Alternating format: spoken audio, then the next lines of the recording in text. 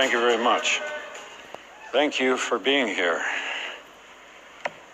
You're here, I'm here, because we care. Not just for today, but we care passionately for the future. We know that we only have the possibility of avoiding a looming climate catastrophe if people like us refuse to give up. Conservation International has been working for 30 years to protect nature for people. I've been on their board for over 20 years. We've done some good work in that time, working with others, many of whom are in this room today. We've accomplished a lot, but all of that is at risk if we don't change the path that we're on today. The future of humanity is at stake. While you work to meet the challenge of climate change, I beg of you, don't forget nature. Because today,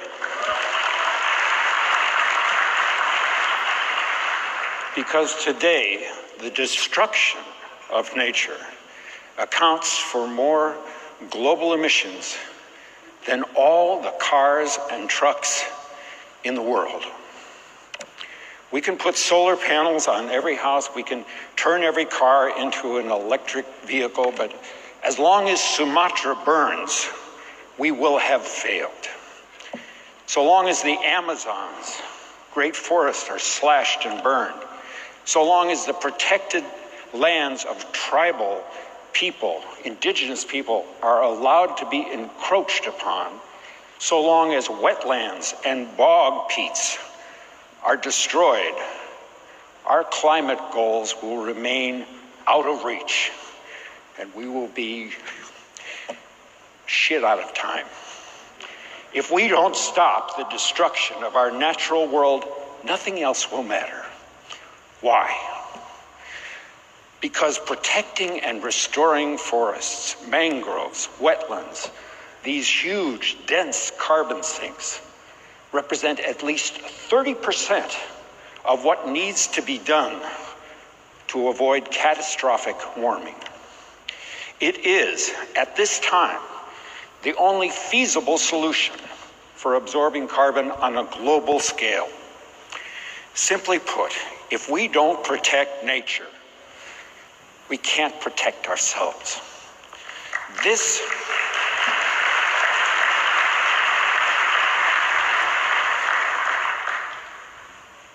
is what we need to do. We need to include nature in every corporate, state, and national climate goal. Put in place the plans, the timetables to meet those goals. Invest in mangroves and tropical forests in the same way invest in renewable energy. Work to end the destruction of these ecosystems. Commit to the effort in the next decade to secure them for the future. Pursue research in reforestation like we pursue research in carbon capture and storage. Set a goal to cut costs and increase scale dramatically. Empower indigenous communities to use their knowledge, their history, their imaginations, our science to save their heritage and their lands, respect and ensure their rights. Educate and elect leaders who believe in science and understand the importance of protecting nature. Stop, for God's sake, the denigration of science. Stop giving power to people who don't believe in science, or worse than that, pretend they don't believe in science for their own self-interest.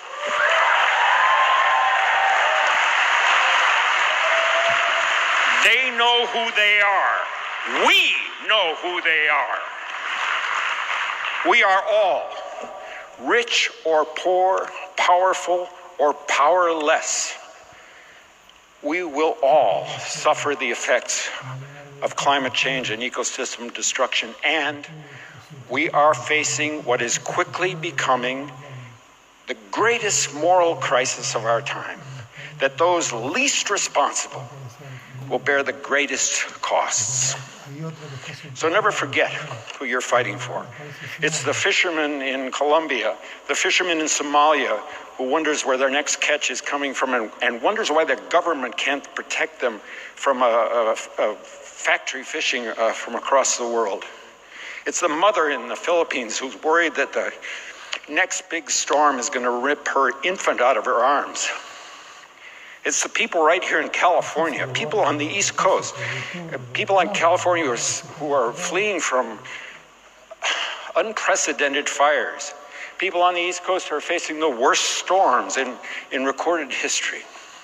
It's our own country, our own community, our own families. This is the core truth. If we are to survive on this planet, the only home any of us will ever know, for our climate, for our security, for our future, we need nature. Now, more than ever.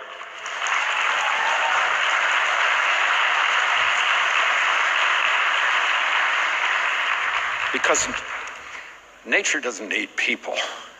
People need nature.